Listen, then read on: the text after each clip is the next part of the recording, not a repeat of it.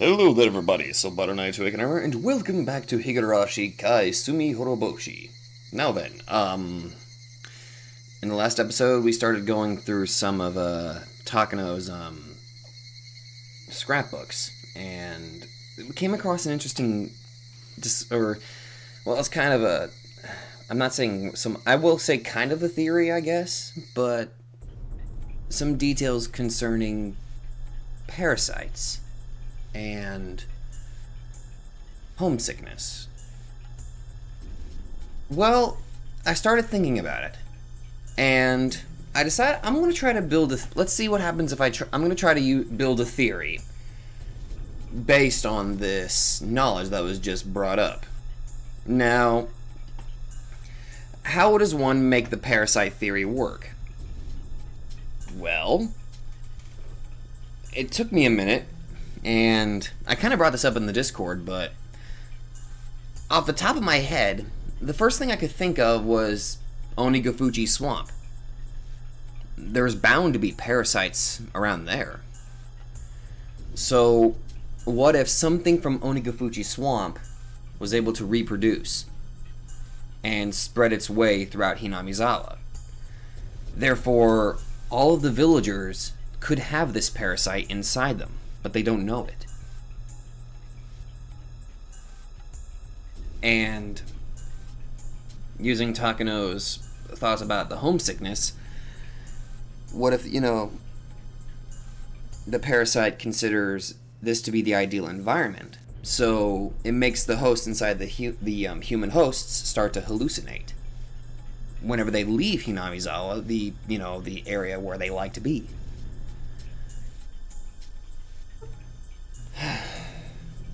Well, right off the bat, that's the only thing I could think of at the moment. That's with the knowledge that was just presented. But let's just jump right back in. We're gonna have more Oishi. Okay. I apologize, Rena. I think I subconsciously doubted your story. I'm really sorry about that. It's okay, Keiji-kun. I'm glad we didn't get caught. Who are they? Are they the pawns of the fanatical believers who are trying to revive the worship of Oyashiro-sama? I think they don't realize that they are. But I'm sure the masterminds are using them as such. I think they're the ones who have been pulling many strings behind the scenes ever since the dam conflict. I heard that the Sonozaki family worked behind the scenes during the dam conflict. Yes, it's a famous story. Oishi-san told me that there was a kidnapping case during the dam conflict. Yeah, I got to see that. The case hasn't been disclosed to the public. Anyway, someone kidnapped the grandson of the Minister of Construction and coerced the minister into making a promise to stop the dam construction. The grandson of the minister was kidnapped? Hey, I've never heard about that. The minister submitted to negotiations, so they made a deal behind the scenes. That's why the case didn't go public. Oishi-san knows about it because he was in charge of the case. And?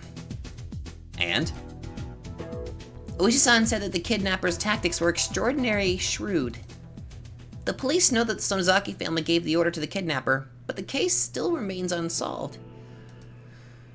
Oryu was the leader of the Sonozaki family at that time. She announced a plan to rebel against the dam project by force of arms, and she formed a special attack corps using the Yakuza group that was under the control of the Sonozaki family. It seems that she was very serious about the plan to put down the Ministry of Construction by brute force when she couldn't stop the dam construction.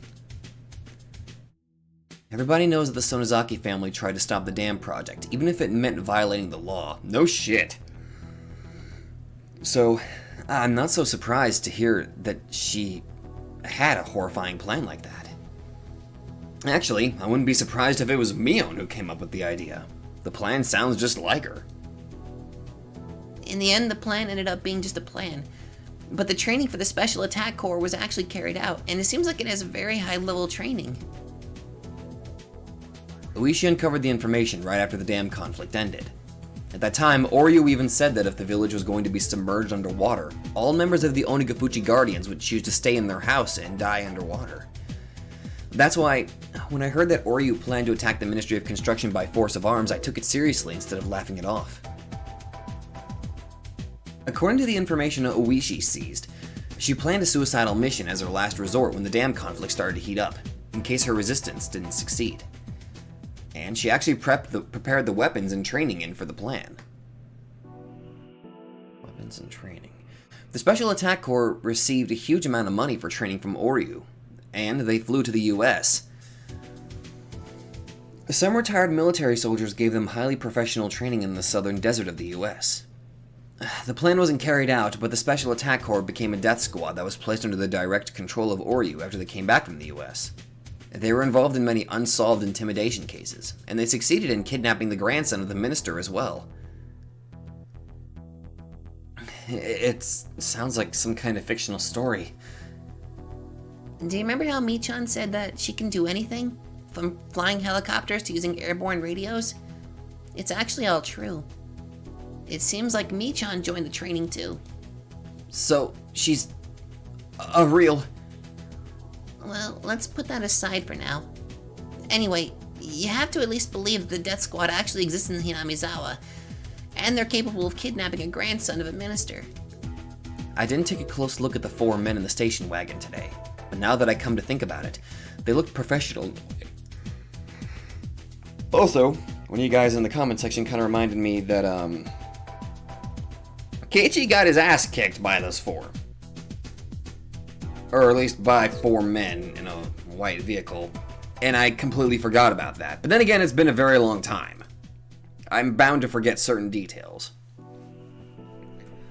They were supposed to be just taking a break, but I could tell that they were tense the whole time. So, are they really trying to kill you? I don't think so. If they really wanted to kill me, I'd be dead already. So, what do they want? Are they after Takano-san's scrapbooks? It looks like they're very cautious. They won't resort to force until they're sure that I'm the only one they're looking for. That I'm the one they're looking for, sorry. If they were violent people, they'd attack me while I was asleep. They haven't done that yet, so that means that they're very cautious. I think they're not sure that I have the scrapbooks. They killed Mio-san and tried to dispose of her scrapbooks, but they found out that the most important ones were missing. They thought she gave them to someone because she knew her life was in danger. Now they think I'm the one who has them, but they're not sure, so they can't resort to violence. Rena, it sounds like you're playing a dangerous game. Yeah, I'm a bit scared, but I won't let them erase me that easily. I'm connected to Oishi-san. I've been frequently contacting him in case something happens. What did he say about them? He said he'd keep an eye on the Sonozaki family so that he could catch them right away if they were working behind the scenes. Did you tell him about the scrapbooks? No, I didn't. I think you should. He's a cop. I'm sure the police will help you. Keiji-kun, I can't even tell you the secret of this village because I'm not sure you would believe me. I don't think Oishi-san would believe me even if I told him. Rena, let's not make it more confusing than it already is. Just tell me, what is it? What's written in the scrapbooks? What's the secret that killed Mio-san? Simply put, if the things written in the scrapbooks are true, the god they worship will be dethroned. Their god? Dethroned? Yes, the sacredness of Oyashiro-sama will be lost. That's why they want to conceal the truth. They want to revive the worship of Oyashiro-sama. Rena, can you explain it a little more simply? I'm confused. It means Oyashiro-sama isn't a god. He isn't a god? I don't know what she read that made her so sure about that. But whatever that is, it's sacrilegious for the fanatical believers who worship Oyashiro-sama. There are many teachings of Oyashiro-sama, but the essence is this. Don't leave the village, and don't let anybody in the village. The other teachings were developed in order to keep those fundamental rules. Love your neighbor, wish for the safety of your family, or the god of marriage. Those were all added to the teachings later on. In other words, Oyashiro-sama existed solely to stop the villagers from going outside the village.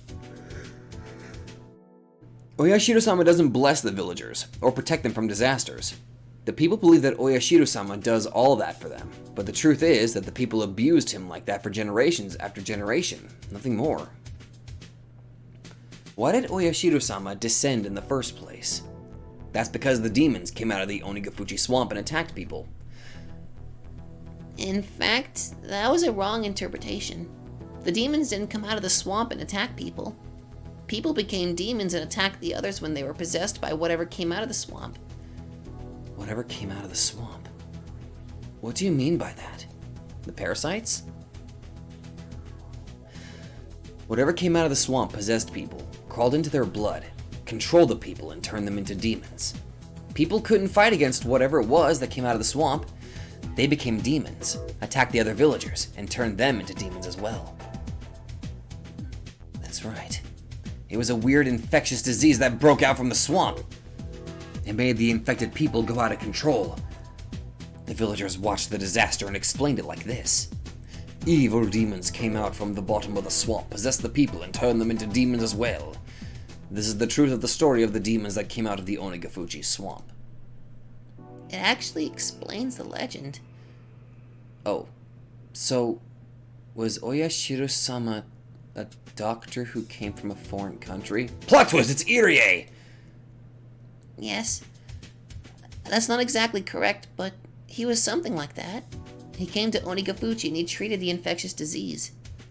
But he couldn't cure it. He could only provide supportive treatment. All the treatment could do was to reduce the symptoms of the infection. That means the villagers could suppress the symptoms, but they couldn't kill the parasites that infested them. After a while, the village was divided into two groups. One group was made up of the people who were already infected, and the other consisted of people who weren't infected. Without the cure for the disease, the people who weren't infected looked down on the people who were just suppressing their violent symptoms. They even talked about drowning them in the swamp. But they knew killing the infected people wouldn't solve the problem. The parasites came out of their sources of water, including the Onigafuchi swamp. They couldn't fill them all. If they did that, they would lose the water necessary for the villagers to live. They could have chosen to leave the village, but it was hard for them because their ancestors' graves were there. The infected people could live without showing symptoms under the power of Oyashiro-sama. So, both those who were infected and those who weren't decided to live together equally to coexist with the parasite. Oyashiro-sama was impressed by the villagers' decision. He decided to stay there and continue to treat them. That's the true identity of Oyashiro-sama, the benefactor who stayed in the village to protect the life of human and demon. That's right. And Oyashiro-sama made rules in order to suppress the symptoms of the infected people. The rules were not to leave the village, and not to let anybody in the village. I understand that he didn't want to let anybody new into the village. It was to prevent the parasite from infecting new people. But I don't understand. Oh, wait, this is probably Keiji, but I don't understand why he didn't want people to leave the village. It seems like the parasite can only live in Hinamizawa because of the climate and the environment. Oh my god! Oh, wait, I'm probably wrong. That's why it causes an outbreak of the symptoms in order to prevent the hosts from leaving the village when they try to. The prevention is the true meaning of the curse of Oyashiro-sama. The strongest characteristics of the infectious disease were violence and delirium. The infected people acted just like demons, and the impact was strong enough to make others describe them as demons. That's why they couldn't let even new people who got infected after coming to the village leave. If they had left the village, they might go crazy in a faraway land, turn into a vicious demon, and cause a disaster. That's the reason why they didn't let infected people leave the village. When an infected person left the village, they brought him back by all means. That's the true meaning of demoning away. Wait a second, Rena. That means everybody in this village, including you and I, are infected. But nothing happens when we leave Hinamizawa. In fact, many of the villagers moved far away after getting married or something. I've never heard of any villagers who went crazy and turned into demons after they left Hinamizawa. You're right.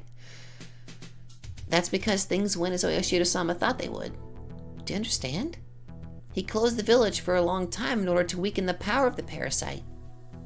Hosts are very important for parasites. If something happens to the host, the parasite that lives in the host has to share the same fate. In other words, If the host went crazy and attacked people, the host would be captured and killed, which means the parasite would die with the host too. I see. You're talking about natural selection. Good thinking, Keiji-kun. You're right. As a result of living in this village under the strict rules for a long time, people who were hypersensitive to the parasite went crazy and got killed. The strong parasites that made the infected people go crazy were also killed because the hosts were killed due to their violent behaviors. As a result, only the parasites that acted nice to people lived on. This is the truth behind the blend of demons and human blood that's written in the legend of Oyashiro-sama.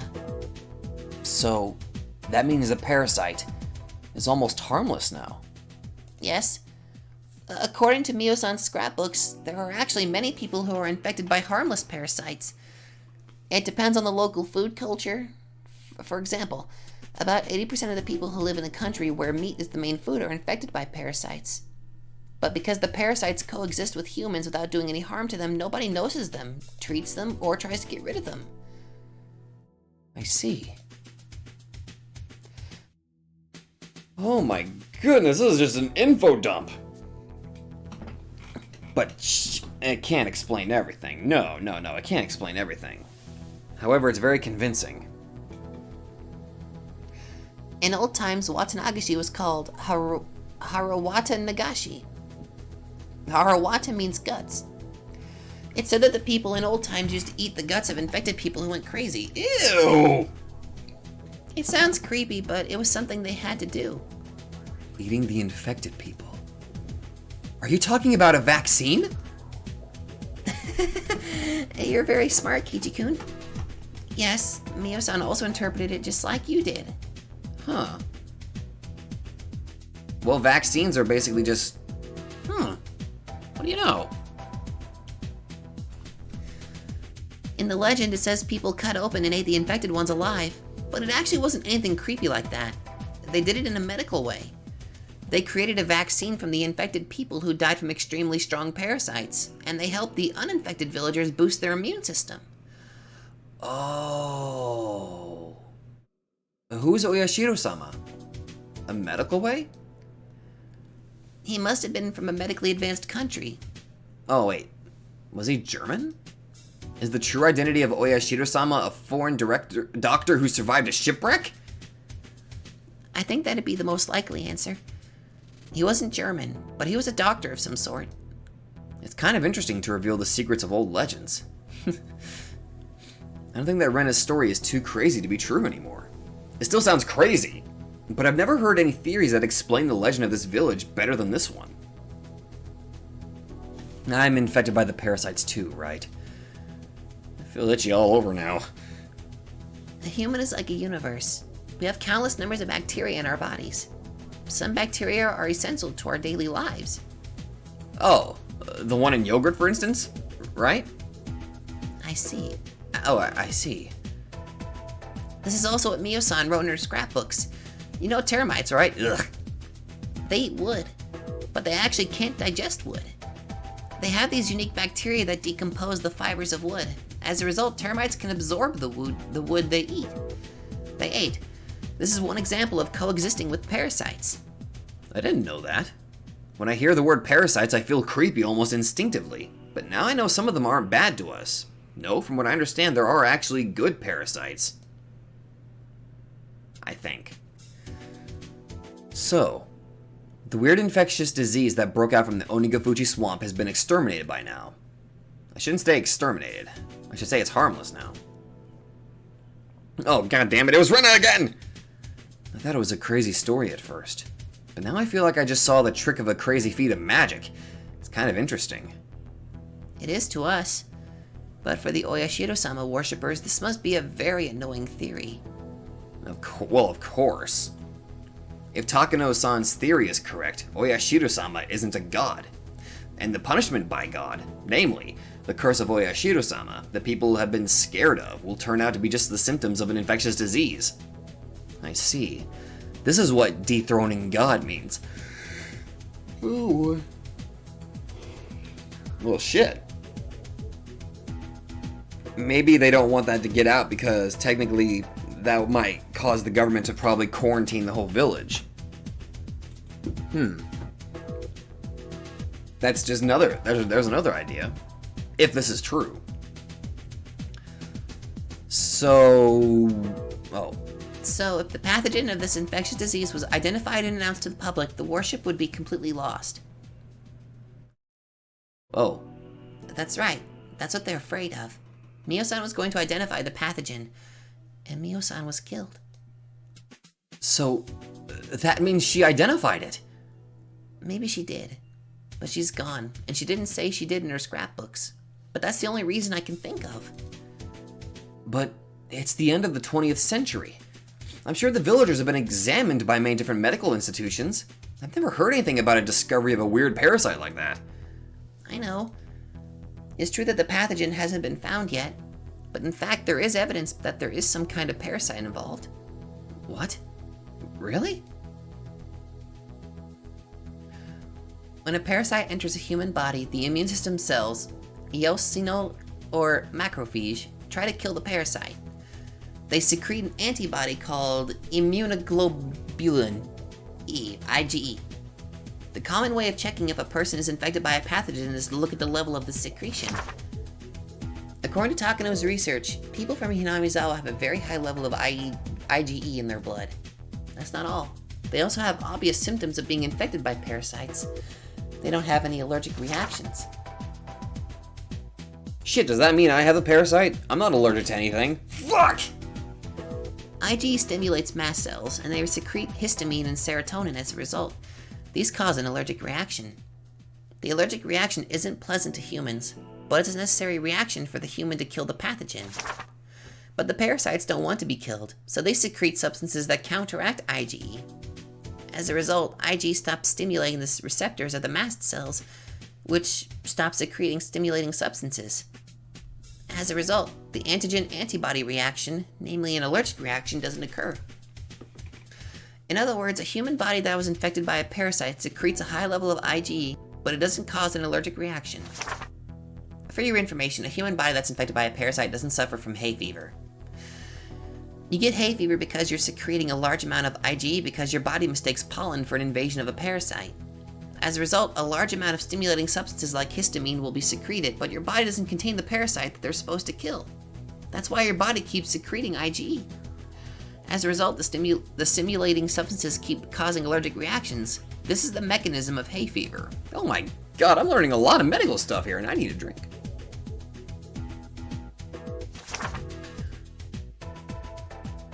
If you have a parasite in your body, it'll deactivate IgE and suppress the secretion of the stimulating substances. As a result, you don't have the allergic reaction. In other words, there's no hay fever in Hinamizawa, and you can cure your hay fever by moving to Hinamizawa. Huh. So, we haven't been able to identify the pathogen, but there's no question about its existence. Yes, you're right. If that's true, the scrapbooks are a big threat to the fanatical believers. It doesn't identify the pathogen, but it clearly proves its existence. That's right. It poses a big enough danger to them to make them think it's worth killing Mio-san. This really is a scary secret. I believe it because you took the time to explain it to me. But if you had skipped the details and told me only its conclusion, it would have sounded too crazy to believe. I told you! I couldn't believe it at first either, so I thought you wouldn't believe me even if I told you. We have to focus on the group of people who are trying to conceal the facts. Yes, you're right. The fanatical believers want to revive the sacredness of the god they worship. Reviving the majesty of their god means reviving the power of that god. The power of God is the infectious disease. This infectious disease doesn't spread nationwide, unlike other infectious diseases. So I'm going to start calling it an endemic disease. It fits better because it only affects this region. Anyway, the endemic disease of current-day Hinamizawa is different from the one of old times. It's been through a process of selection, and it's harmless now. That means it doesn't do any harm to human bodies. That harm was interpreted as a curse in old times. A curse is the power of God, so a harmless endemic disease means the god is powerless. That means the only way to regain the majesty of God is to revive the curse. It means they want to revive the primitive endemic disease, namely the harmful strong parasite. Wait a second. The fanatical believers want to deny the fact that their god was actually a parasite. But you're saying that they're researching the parasite? It contradicts, doesn't it?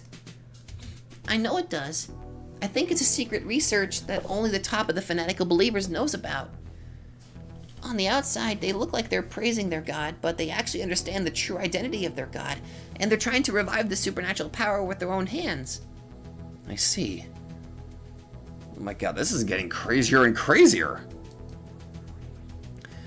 It didn't say in the scrapbooks, but I'm suspicious of the clinic the manager owns. The Irie clinic? Why? The facility is too big and fancy for Hinamizawa. Mio-san was working there.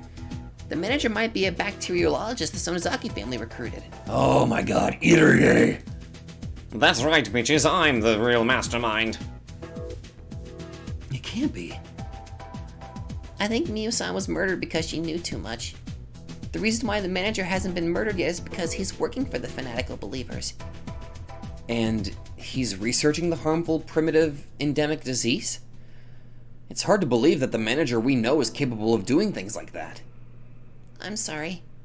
He might be totally irrelevant. It's just a wild guess. But someone is doing the research somewhere. That much is certain. And the research has finally been completed after 5 years. The first case was the dismembering lynch murder by the dam construction workers. Their quarrel turned into a lynch murder. They might have had the dangerous, primitive, infectious oh god, sorry. Disease and the symptoms. The violence and delirium might have kicked in. The victims of the second year were Sachiko's parents. There were no witnesses, so it's veiled in mystery. But there's a theory that someone might have pushed them over the cliff since the fence of the observation deck that they fell from was quite sturdy. What if one of them was infected by the primitive parasite? He or she might have become violent and pushed the other over the cliff. The Shinto priest died from a disease, and his wife drowned herself in the third year. He might have died of shock because he had a super sensitive reaction to the infection. His wife might have gone crazy and committed suicide when one of the symptoms, delirium, kicked in. In the fourth year, Hojo Satoshi's aunt was beaten to death, probably by Satoshi. Everyone who knew Satoshi-kun remembers how he changed at that time. He showed signs of both violence and delirium. In the fifth year, Satoshi showed violence and delirium? Didn't really seem that violent. Or maybe there's just still bits and pieces that I'm missing. for the first time in 5 years, the victims experienced the maggots disease described in the old scroll of the Furude Shrine. The reason behind it is unclear, but the strong primitive parasite could have given the infected people a delusion of maggots. This means that they finally managed to duplicate the curse of Oyashiro-sama. After 5 years of research. Wait a minute! Wait a minute. In Onikakushi, I think... Was it Onikakushi or was it Watanagashi? I can't remember. No, wait, yeah, I think it was, Keiji was injected. And he clawed out his own throat. What if he was injected with the primitive parasite? It would have to be very strong, though, and it would have to take effect rather quickly. Huh. Which means Tomitaki died the same way, then. Tomitaki-san is the victim of the 5th year. He died in an extremely abnormal way, and I'm the only one who understands his death because I experienced the same thing. He kept clawing at his throat to get rid of the maggots, and he died as a result. With all that explained, I can explain the maggots disease I experienced in Ibaraki. I left Hinamizawa and it made the parasite in me uncomfortable. As a result, it tried to resist, even though it wasn't strong, and it tried to make me homesick. But with the divorce incident, I got sick mentally and my mind completely lost the power to resist for a period of time. The parasite was weak and harmless, but my mental instability allowed it to develop the symptoms dramatically. As a result, I went crazy and became violent. The delusion of Oyashiro-sama appearing to me in the bathroom was probably the delirium in its terminal phase. I created the supernatural existence Oyashiro-sama that I was instilled with when I was little. Then I persuaded myself to go back to Hinamizawa based on my delusion. I believe some of the mountain hermits of Onigafuchi had the same kind of experience, and they must have passed their experiences down as miracles of God. I remember I once saw on TV that the Aboriginal people in South America used some kind of natural drug to get high in order to have a mystical experience, and that they called it a ritual to communicate with their God. So, what the fanatical believers are trying to do is to spread the primitive parasites in Hinamizawa. I think that's their goal, but I don't think that they'll do that without letting people know about it. Religions need ceremonies, so if they created what they wanted to create, and if they decided to spread it, I think they'd name it the Day of Oyashiro-sama's Revival or something, and they'd perform a religious demonstration. They'd do some kind of a special ceremony to celebrate the revival of Oyashiro-sama. That's a bad thing, isn't it? I think you can say that because they're trying to spread a very dangerous pathogen. Hey, isn't that bioterrorism? Jeez, this is very bad. They used it on Tomotaki-san, and they confirmed that they succeeded in duplicating the curse of Oyashiro-sama. So X Day might be very close. I don't know. It could happen in a few days, or it might take a year. This is way out of your league, Rena. This is a very serious conspiracy. There's nothing we can do to stop them. We have to report it to the police.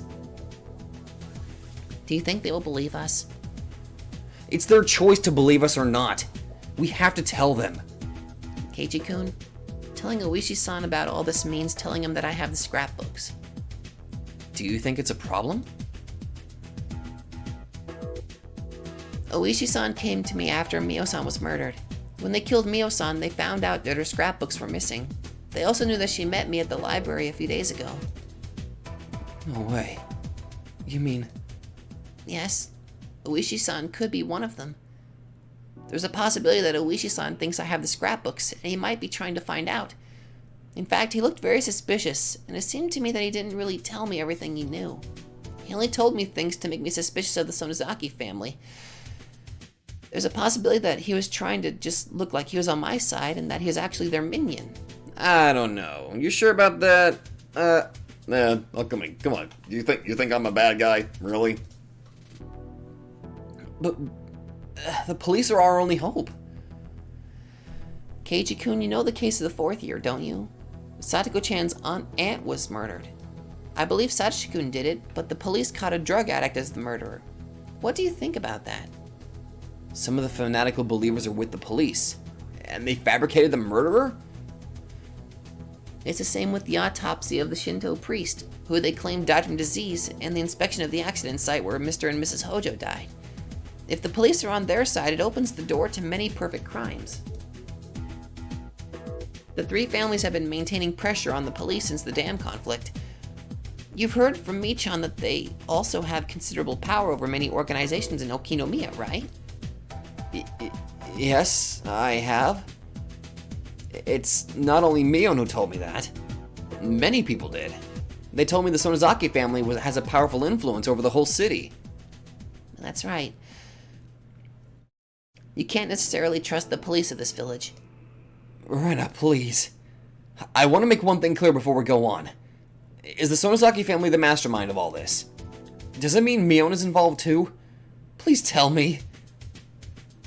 I don't know if Michan or Rika-chan are directly involved or not. All I can say for sure is that the fanatical believers have the power to control the nerve centers of the three families, including the most powerful family of all, the Sonozaki family. I'm not sure if the fanatical believers are controlling the three families or the three families are the fanatical believers.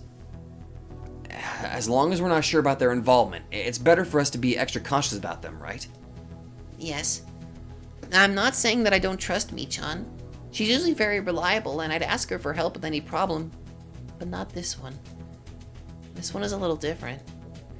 I don't know if you've seen it, but although Michan acts goofy around us, she can be a very cold person when she acts as the next leader of the Sonozaki family. Oh my god, yes, I believe I learned that from Shion. God! Plus, even if she wasn't involved, we would put her in danger if we told her about this. If she was on our side, it'd be very encouraging. I think we should tell her. No, we shouldn't. We shouldn't tell her until we confirm she's not one of them. It'd be very encouraging if we could pull her to our side, but what if we couldn't? So, how are we going to fight against them? Well, this is a battle we don't stand a chance to begin with. That's why I didn't want you to get you into this. Damn it! Takano-san left a big souvenir for us, didn't she? But because of that, we know about the conspiracy. I believe this is her will. 2 kids challenging the mastermind who controls the village. This is going to be tough. This isn't going to be easy. But, Keiichi-kun, I'm glad to have you on my side. We can talk about it and plan things together. Of course. I've always been on your side. And I'm your friend. I know. Thank you. You're very encouraging. 2 are better than 1. That's right. We can talk and come up with how we're going to fight against them.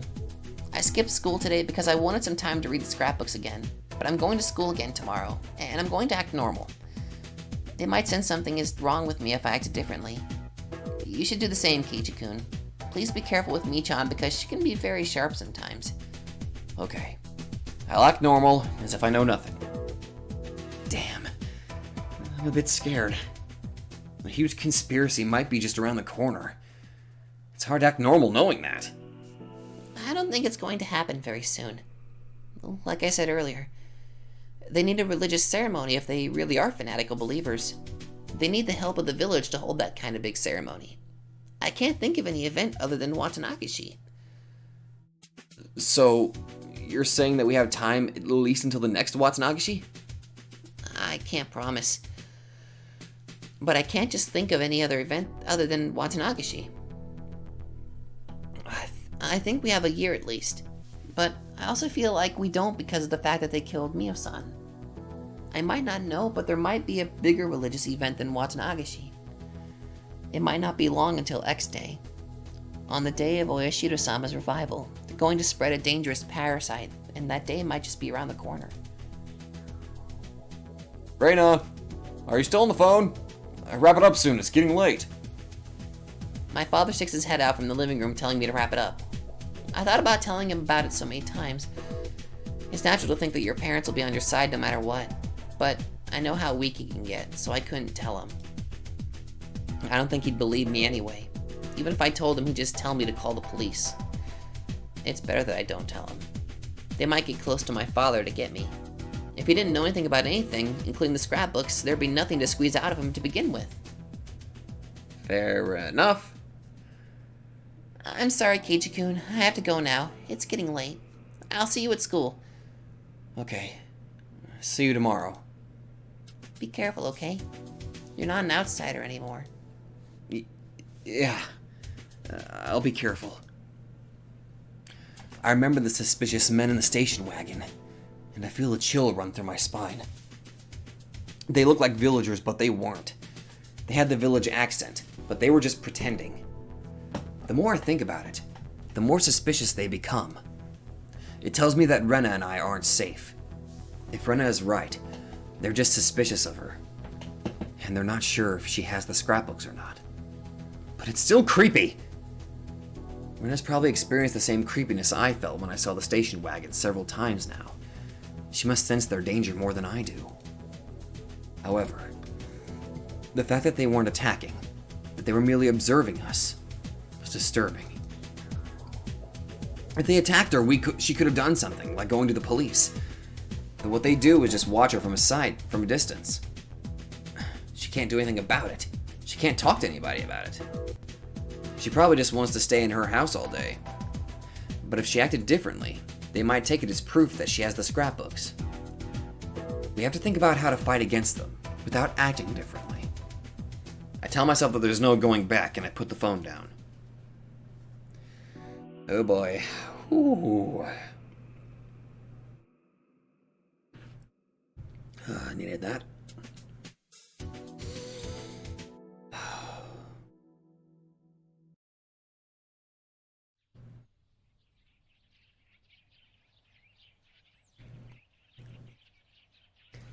The next day, Rena comes to school, acting normal like she said she would. She's talking with Mion cheerfully like she always does, and it makes me wonder if the story she told me last night was a complete lie. That's because the story was too ridiculously crazy to believe. This village has a very weird and rare endemic disease, and there are fanatical believers who want to use the disease to revive a weird religion. And they've been researching the pathogen of the endemic disease so they can spread it in the village. I was deeply influenced by Rena last night, and I believed everything she said. But now that I think about it with a cool mind of the bright sunlight, it sounds too crazy to be true. The story Rena told me is based on Takano-san's crazy hand-me-down ideas. It's all based on her theory, which, though very feasible, has no evidence whatsoever. The fact that Takano-san was murdered lends credit to the story. I'll give you that, but... I look at Mion. She's fooling around with Rena. It's hard to believe that she's involved with this crazy conspiracy. Hey, are you listening, Kei-chan? What? Oh, I'm sorry. I wasn't paying attention. Wake up, sleepyhead. You need to get enough sleep or your brain stops working. Mion makes fun of me for reacting too slow. It's almost impossible not to trust this bubbly, cheerful girl. I trust Mion. I trust my friends. I know she'd never have a hand in a crazy conspiracy like this one. If she knew about the scary conspiracy, she wouldn't be able to act this cheerfully. Rena told me not to tell Mion because she might be one of them. But it might be worth telling her without telling Rena. No, dude, don't! Of course, there's at least a 1% chance that the conspiracy is true and that Mion is one of them. If so, I'm doomed. But if I had to choose between believing the crazy conspiracy and trusting my friends, my answer is obvious. I know that my friend Mion isn't part of the conspiracy. Any conspiracy. She'd never be involved with something like that. Even if the conspiracy exists, I'm sure Mion is on our side. So whether or not the conspiracy exists, it must be worth telling Mion about it. Dude, Shion's more trustworthy! Okay, I'm sorry, that was mean. That was very mean, I'm sorry. What's going on, Kei-chan? Why'd you call me out here? You told me not to tell anybody. You're not going to extort money from me, are you? Is that the first thing you can think of when you're called out to the gymnasium storeroom? Oh, I know. You want to give me a love letter, don't you? People usually use the shoe locker for that, you know. We don't really do that in the city. A lot of guys hand over their love letters in person. Really? So, you're, Are you kidding me? That's not why I called you here. I have to talk to you about something very serious. I want you to listen to me without making fun of me. What is it? Do you know that there are people who want to revive the worship of Oyashiro-sama? Huh? What? What are you talking about? This, of course, was just my way of getting a feel for the situation. I wanted to see how she was going to react by getting straight to the point. But Mion looked stunned for real. People wouldn't be able to stay calm like that if someone pointed out their secrets out of the blue. They always show a slight reaction. It seems that either Mion seriously hasn't even heard that phrase uttered before, or she's a brilliant actress. Either way, it seems like she really doesn't know what I'm talking about. Dude, she could be a witch. Witches are excellent actresses. I decided to tell her everything, you fucking moron. Mion, your family, the Sonozaki family, has a very big influence in this region, including Hinamizawa, right? Do you think there is a possibility that they're working to revive the worship of Oyashiro-sama behind the scenes? Revive? Why? Well, you know, people today don't worship Oyashiro-sama like the people in the old days did. So people like fundamentalists might be trying to make people worship Oyashiro-sama like the people of Onigafuji did. What? Well, wait a second. I have no idea what you're talking about. Are you sure you really have no idea what I'm talking about? Of course I don't. It sounds like one of those popular novels that sold 5 million copies in the US. Mion's reaction is very natural. It's impossible that she's pretending she doesn't know anything about it. But I continue. Well, it seems like there are people like that in this village for real. Do you know anything about them? You're saying that those people want to make us worship Oyashiro-sama like the people of Onigafuji did. What good will that do? No, I think it means a lot to the fanatical believers. But think about it, Kei-chan. Who'd be happy to live under those strict ancient rules?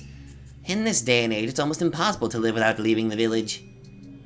But, for example, think about Rika-chan. Well, people say she's a reincarnation of Oyashiro-sama, right? Those people might be the fanatical believers, and... Are you talking about Father Kimiyoshi?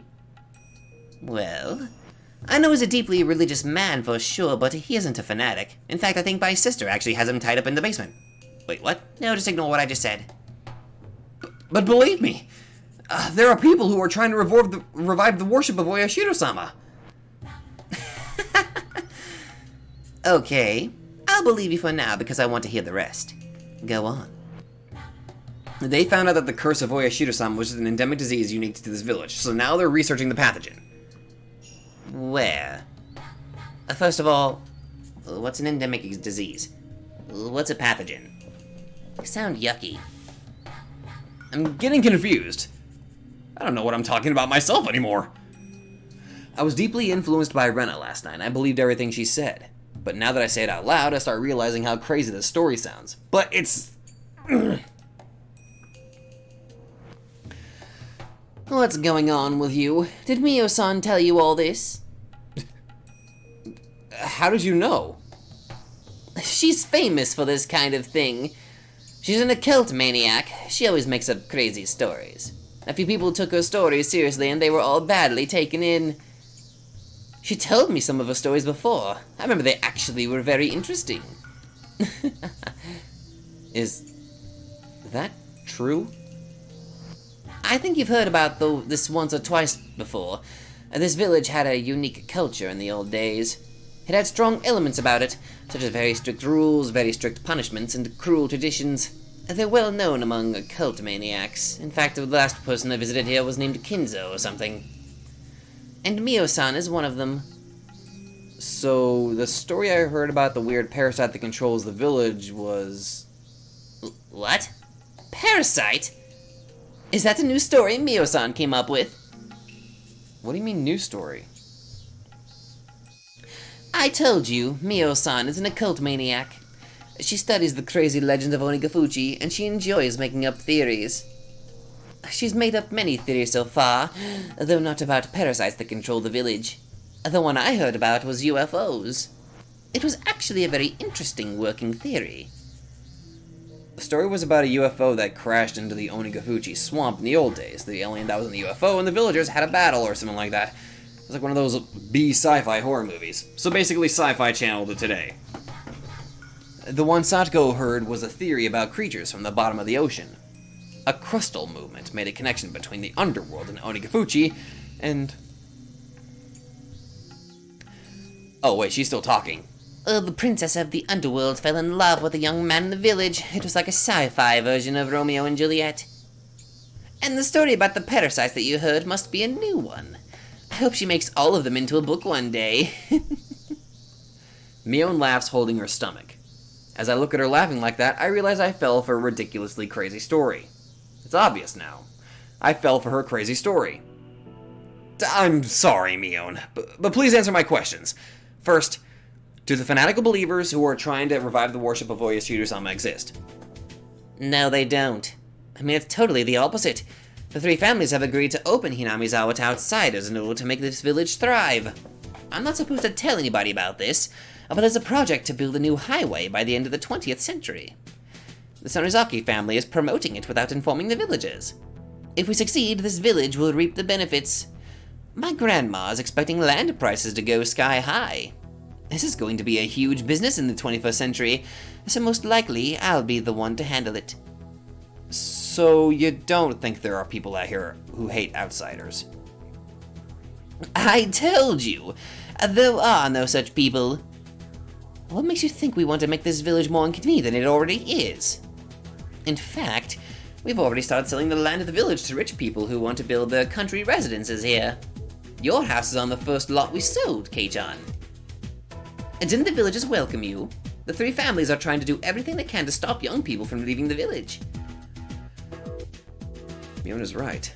Her story makes more sense than Takano-san's delusional theory. Mion's words wake me up from the delusion. So, what about this? I heard that the residents of Hinamizawa have extraordinarily high levels of something in their blood, and it proved that they're infected by parasites. Really? How did Mio-san examine that? Takano-san is a nurse. I'm sure she can do that. And do you think anyone would give blood samples for her suspicious research? Because I sure don't. Even if she could get blood samples somehow, how and where would she examine them? How many blood samples do you think she examined all by herself? Miona's right. I can't believe I thought Takano-san could do all that just because she was a nurse. But now it's hard to believe that she got that many blood samples and did a high-level examination like that all by herself. When I think about it rationally, I shouldn't have believed such a crazy story so easily. Dude, get rid of rationale. You must believe the craziness. I heard that they don't get hay fever as a proof of being infected by the parasite. Only people in cities get hay fever. I heard it has something to do with emission gases. Okay, John, you're talking about Hinamizawa. I mean, even people in Okinomiya don't get hay fever, I think. Well, what about this? I heard that the Sonozaki family has a death squad and that they kidnapped the grandson of a Mr. in the past. It sounds cool. I wish I had a squad like that. I start to realize how crazy it sounds. But I believed all of it last night. I believed it because Rena looked very serious. It's true that the grandson of a minister was found in Takatsudo.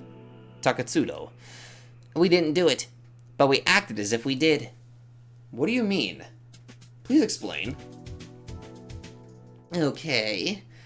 The Onigafuchi Guardians resisted with violence during the dam conflict. They did something close to coercion as well. But there were people who used the resistance movement for their benefits. They used the name of the Onigafuchi Guardians to rob people of money and valuables. The Onigafuchi Guardians were a very aggressive force at that time. There's a high possibility that some people thought that they could use the name to extort money. The kidnapping case was one of them.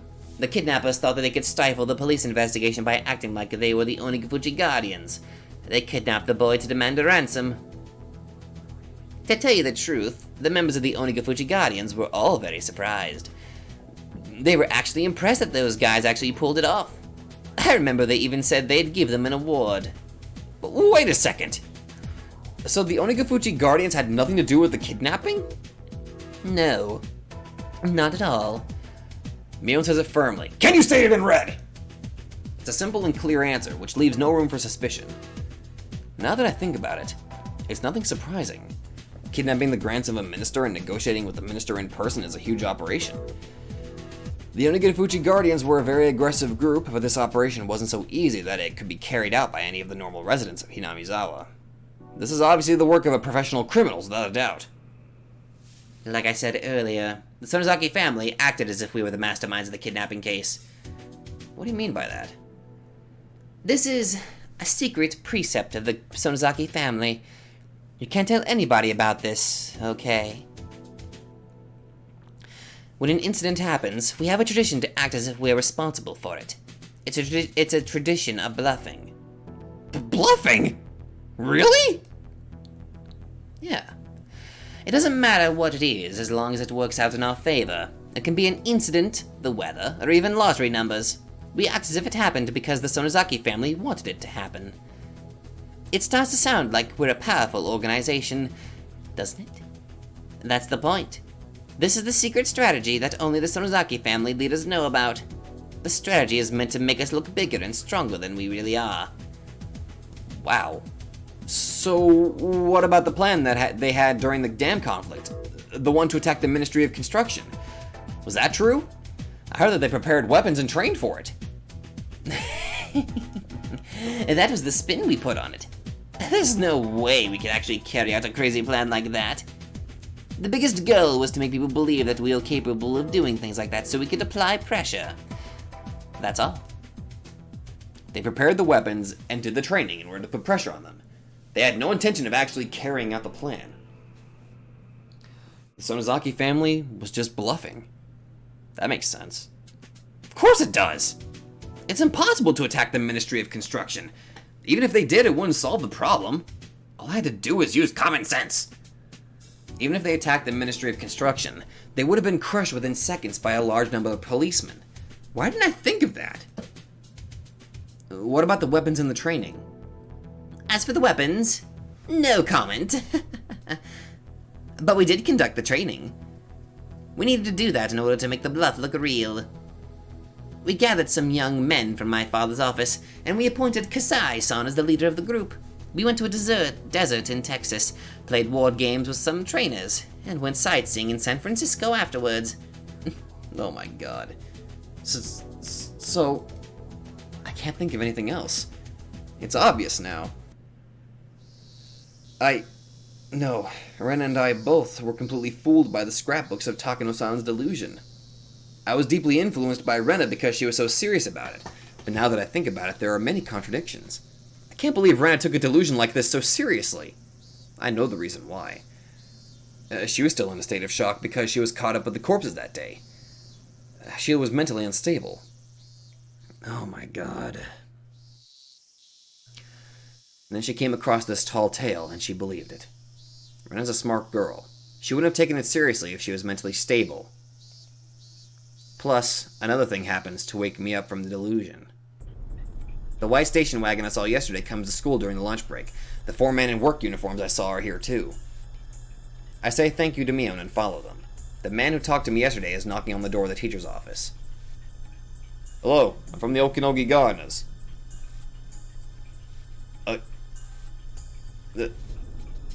Okinogi!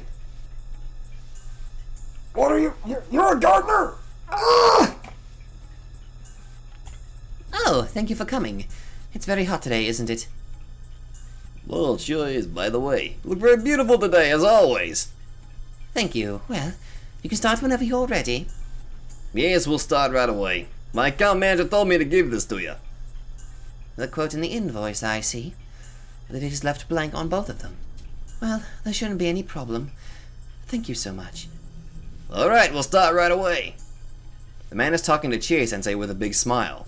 What are you doing here, Maebara-kun? Principal. Who is that guy? The principal points his finger at the window. When I look at the window, I hear the noise of an engine starting. The noise is coming from the engine of a motorized lawnmower. I see young men in work uniforms taking another lawnmower, some brooms, and a ladder out of the station wagon. They're gardeners. We haven't taken care of the grass around the fence and the trees for a long time. I wanted to clean them up before summer.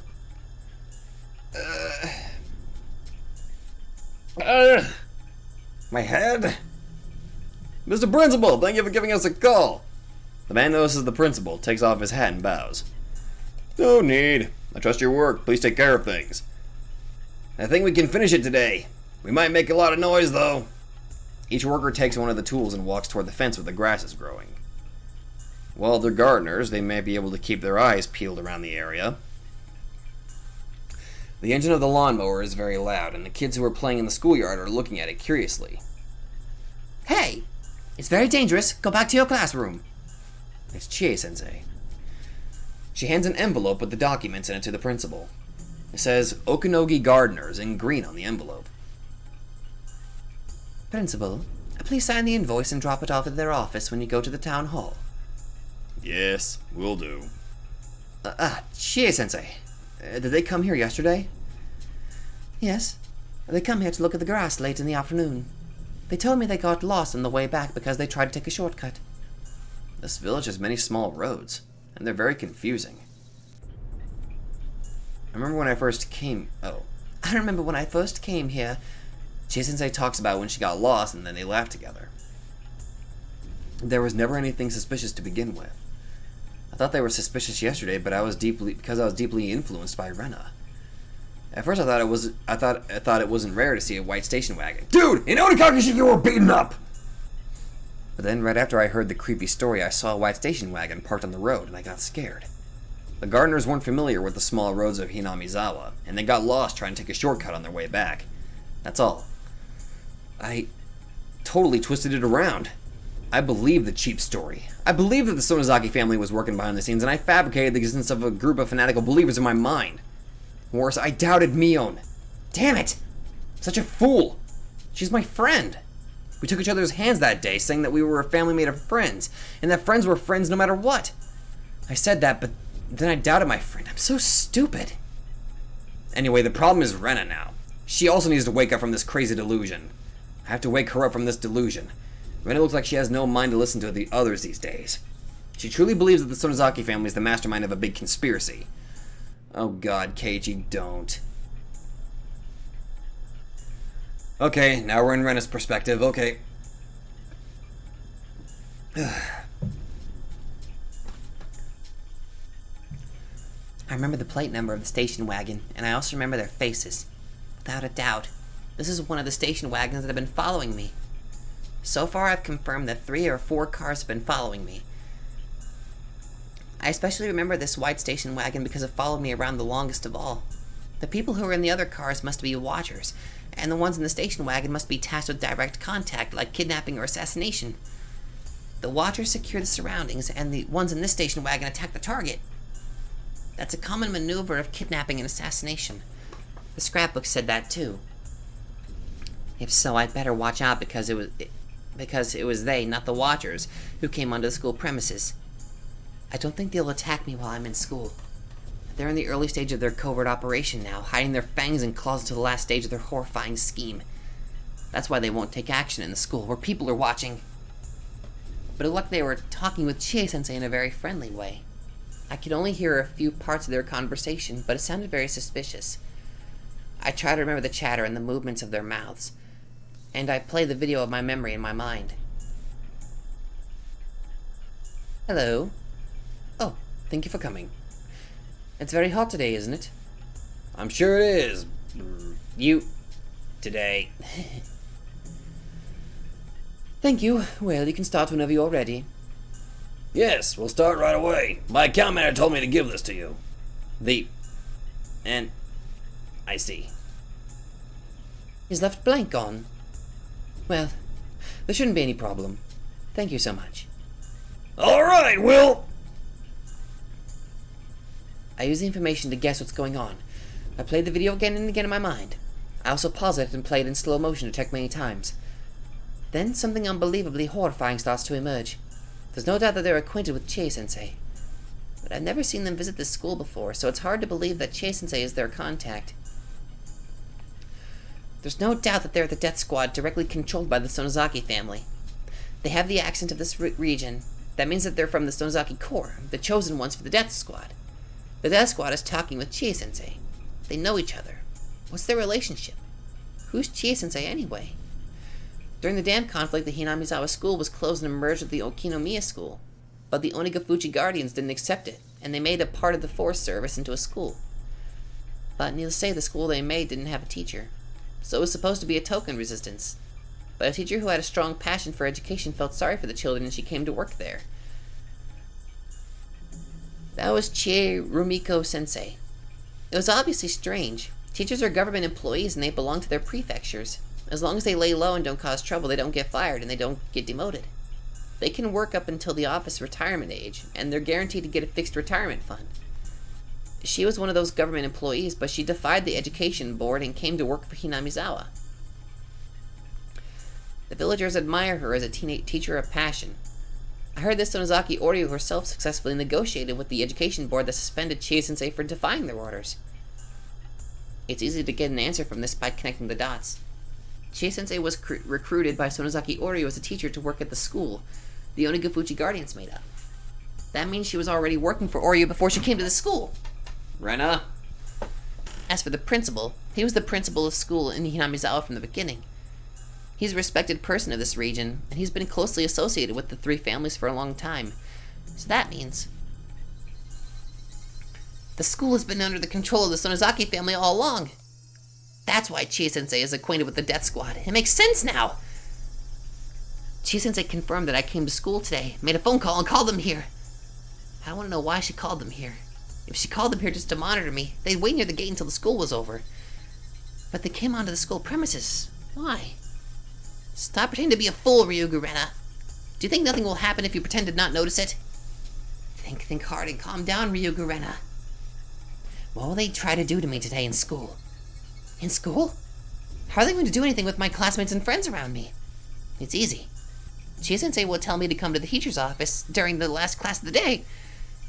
What about my club mates? That's easy too. Chie-sensei can easily make them go home early by using her authority as a teacher.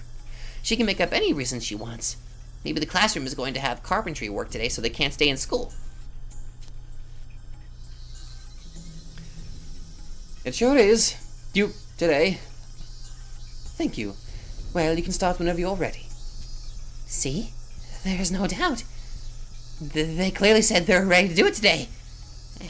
And what else? Yes, we'll start right away. My account manager told me to give this to you. I see. Is that blank on? Well, there shouldn't be any problem. Thank you so much. I see. They gave Chie-sensei an envelope with some documents in it. Blank sounds very creepy. Was my name supposed to be in the blank? Why is it left blank? What does that mean? I told you, Rena! Do you still think that nothing will happen if you pretend not to notice it? Stop that! This is what it means. It must be an order from up high. It says to make Rena blank! Oh my god, Rena. I take a peek from the shadows and I see the principal taking documents out from the envelope. He starts reading them. He looks stern. He looks very serious. I wish I could take a peek at the document, but I'm too far away. I keep looking at him just to see if there's any reaction, and then the envelope catches my eye. The envelope says Okanogi Gardeners, and it has some numbers that look like a phone number. Fortunately, I have good eyesight. I memorized the number. If they're a death squad, the gardening must be their camouflage occupation. The company probably doesn't even exist. I want to find out. I look for a phone.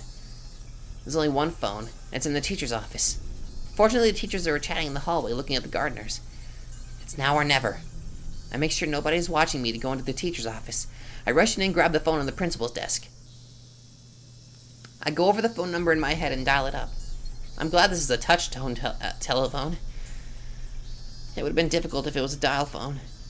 If somebody answers, all I have to say, is this the Okanogi Gardeners?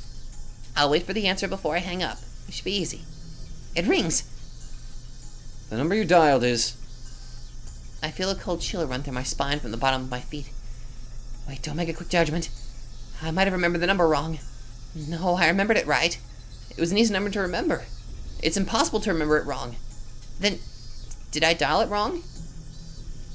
I put the phone down and start over. This time I dial the number slowly. The teachers might come back any time soon. It's hard to do anything slowly in a situation like this. But I need to find out about for certain how. The number you dialed is... It's the same. There's no doubt. The company Okanogi Gardeners doesn't exist. This is the camouflage occupation for the death squad of the Sonozaki family. Please make sure the number you dialed is correct. The number you dialed is... I'm too stunned to put down the receiver. The announcement keeps running over and over again. The voice is cold and creepy. I hang up the phone and rush out of the teacher's office. I run to the bathroom and I hold my head in an attempt to cool down. Calm down, Rena. Calm down, Rena. Stay cool. Rena. I'm not safe here anymore. If I stay here, I might be erased in the open. They'll erase me? Why? They aren't certain that I have the scrapbooks. I told Keiichi-kun where I hid the scrapbooks. Yesterday I told him I hid them in my hideout in the trash piles. Is Keiichi-kun in cahoots with the Sonozaki family? Oh god, don't start thinking that. No. I feel as if my head is a pot that's cooking a suspicious stew. Right now there's only soup in it. I cut clues, information, and facts just like to cut vegetables, and I throw them onto the pot. Some of them are floating on the surface, and others are in the bottom of the pot. They're being cooked in a boiling soup. No, it can't be. Keiichi-kun is on my side. He's the only one who's on my side. He held out his hand to me in the trash piles. There was no lie in his hand. When he grabbed my wrist, I felt nothing but his strong and pure heart. He promised me he'd be on my side. I shouldn't doubt Keiichi-kun. He's the only one I should trust. He's the only one who's on my side right now. I'm sorry, Keiichi-kun. I was about to doubt you. I'm really sorry. I'm so sorry. I say it out loud on purpose, and I regret that I doubted Keiichi-kun, the only one who was on my side. Now that I think about it, whether I have the scrapbooks or not might not matter to them. Erase anyone who's suspicious.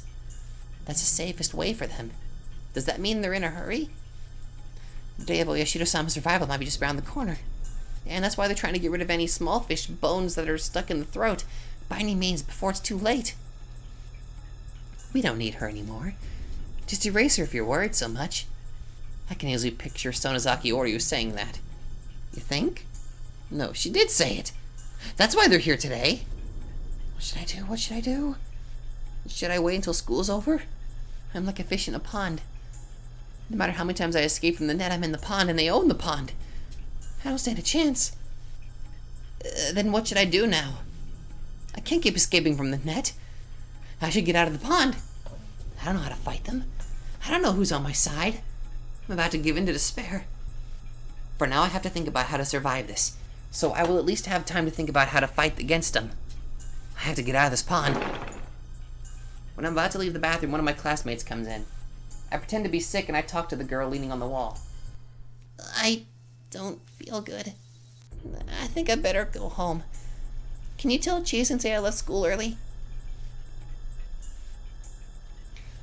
I shouldn't let Chie-sensei know that I'm leaving school early if I'm trying to run away from them. But if I don't, they might think I ran away without cause. That might lead them to chase after me without mercy. If that happens, I don't stand a chance. They're planning to capture me after school is over, but I happen to feel sick and leave school early. If they took it that way, they wouldn't think that I noticed their encircling operation. I'm about to go back to the classroom to get my bag, but I change my mind and turn around. I don't need my bag anymore. I realize nobody is watching me, so I stop pretending to be sick and I start running.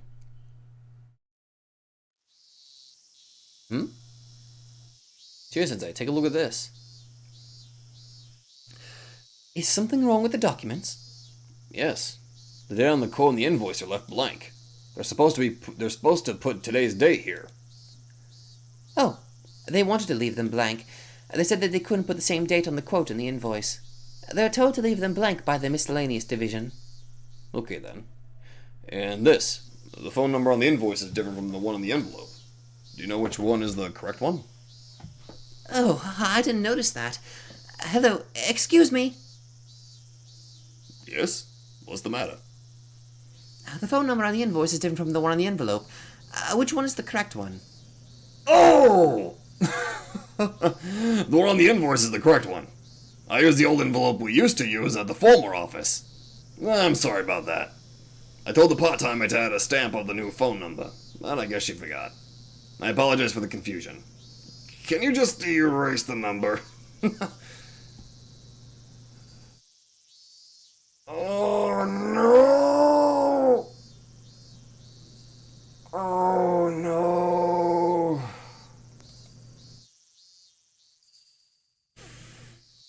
Oh god. Lunch takeout list 3. Oh boy.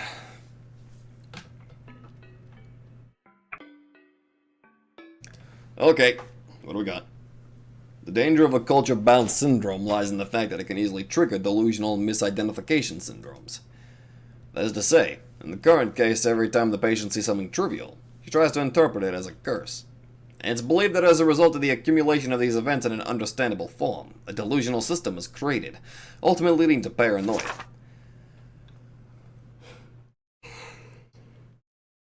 Furthermore, the patient is also exhibiting slight signs of a personality disorder. Is that why the text changed color? Of course, it's at a very slight level, and it's not causing any hindrance whatsoever to the patient's daily life. It's common for even healthy individuals to have a primary delusion in their daily lives. But they're usually ignored automatically without recognition since the delusions are nonsensical. However, there are cases where these events accumulate despite being incomprehensive. It largely depends on the natural characteristics of the individual, and it's believed that the patient shows relatively strong characteristics in this area. I believe you're very much aware that primary delusions are categorized into 3 different kinds. Delusional mood is the feeling of impending crisis without basis. Delusional intuition is the feeling of a sense of duty or goal without basis. Delusional perception is the feeling of a baseless cause against a baseless target. In the patient's case, it's believed that these incomprehensible delusions accumulated, acted out simultaneously with the culture-bound syndrome, which triggered delusional misidentification syndromes, and ultimately caused the incomprehensible delusions to become understandable by interpreting them as a curse. The incomprehensible delusional system induces understandable secondary delusions, further strengthening the patient's delusional system with the passage of time. The delusional parasitosis mentioned earlier can be considered a secondary delusion. A common point is all paranoia patients is that even after an outbreak, they still appear perfectly normal with no change in their personalities. The patients are unaware of their own ailments, and due to their personal interpretations or the delusional system, there are many cases where patients arm themselves logically, making it extremely difficult for a third party to point out that they're having a delusion. So is Rena really delusional? Then what the hell? Then who the hell killed Mion and fucking Sonozaki? Furthermore, although it may depend on the tendency of the delusions, there are also cases where a persecutory delusion turns into a pursuit delusion, or a conspiracy delusion. It results in causing the patient to create an imaginary enemy and take up antisocial behavior. For example, there are cases where believers of a religious cult were deeply influenced by the cult's founder's paranoid visions, which shifted the group into a conspiracy delusion, and it made them conduct antisocial behavior in the name of self-defense. Although, no such cases have been reported in Japan yet. It could well happen in the near future. Fortunately, the patient hasn't reached that serious condition as of now. With proper treatment, she should be able to make a full recovery.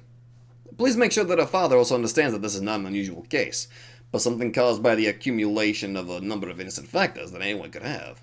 The patient can be treated only by deepening her bond with her father. As long as she has a bond with her father, she can certainly be treated. For the reasons above, if the patient is to return to her home village, I strongly recommend that the patient continue to receive guidance from specialized medical institutions. Please excuse me for writing such a long letter. Thank you for reading this until the very end.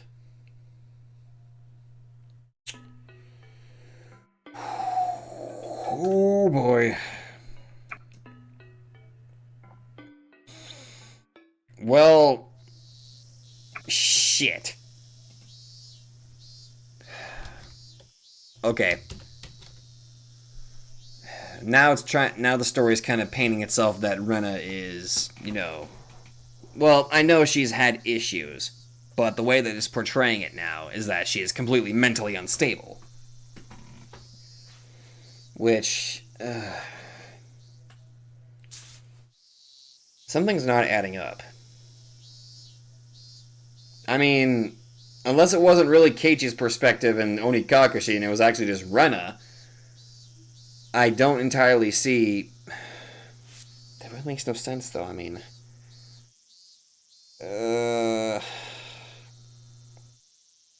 Shit, I do not know what to believe now.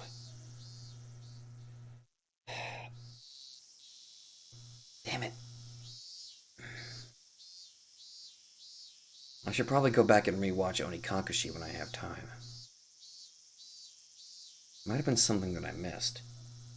I might be able to compare my knowledge. Okay, I need to stop rambling. If you guys like this, be sure to let me know. I'm sorry.